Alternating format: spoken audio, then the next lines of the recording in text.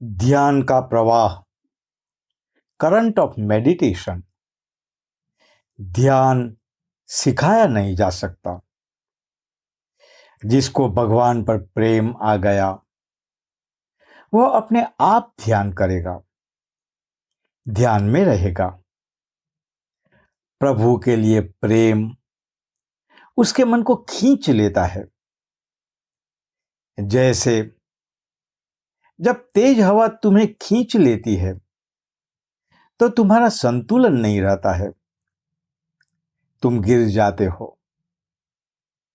या जब नदी में बाढ़ आती है तो तुम तैर नहीं सकते, तुम तैरना नहीं भी जानते हो, लेकिन नदी का बहाव तुम्हें बस ले जाता है। उस टाइम तैरना नहीं है, तुम बहाव में केवल बहे जाते हो। इस बहाव को आध्यात्मिकता में ध्यान कहते हैं। तू चिंतन करता है तो ठीक है, तू चिंतन करता है, ध्यान नहीं करता है। हम लोग अभ्यास, प्रैक्टिस को ही ध्यान कहते हैं। सुबह शाम एक आसन में बैठना, उसे ध्यान कहते हैं। मैं इसकी बात नहीं करता हूं।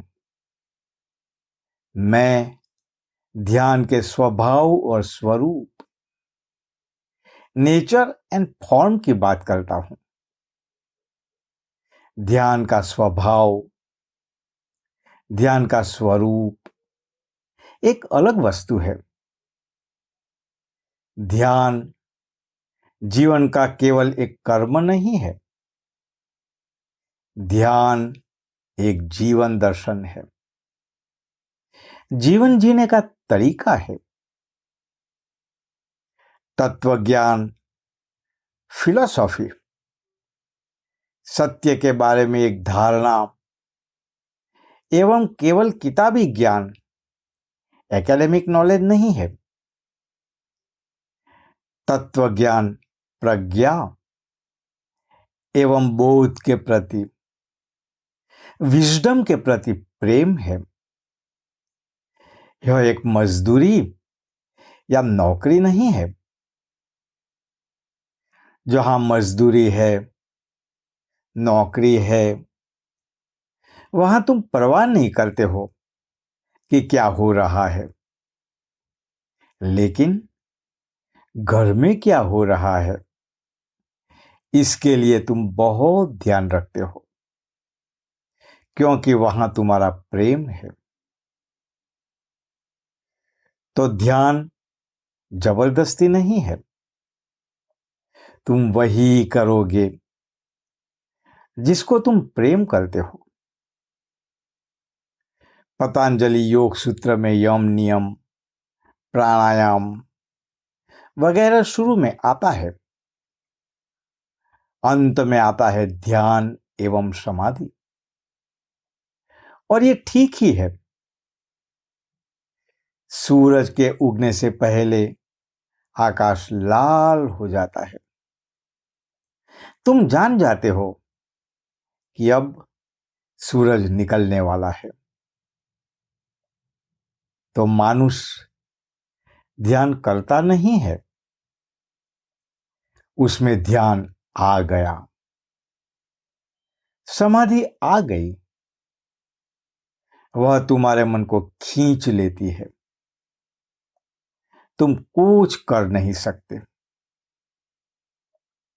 तुमने ना डूबने की कोशिश की, ना तैरने की कोशिश की। ध्यान का बहाव आकर तुमको ले गया, जैसे एक बहुत ताकतवर मानुष आया और तुमको पकड़ कर ले गया। तुम कुछ कर नहीं सकते।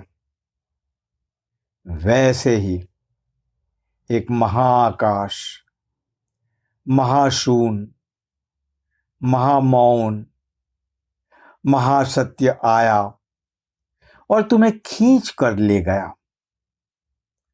तुम कुछ कर नहीं पाए। मैं कभी कभी सोचता हूं कि मेरे जाने के बाद तुम लोगों का क्या होगा। खाने पीने के बारे में नहीं सोचता हूं, ये सब महत्वपूर्ण नहीं है। लेकिन मेरा बोलने का उद्देश्य है, क्या तुम ऐसी आध्यात्मिकता को समझ गए